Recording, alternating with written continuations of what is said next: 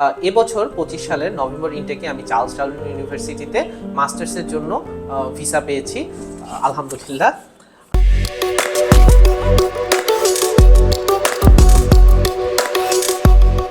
আসসালামু আলাইকুম, আমি মোহাম্মদ আল হাসনাত।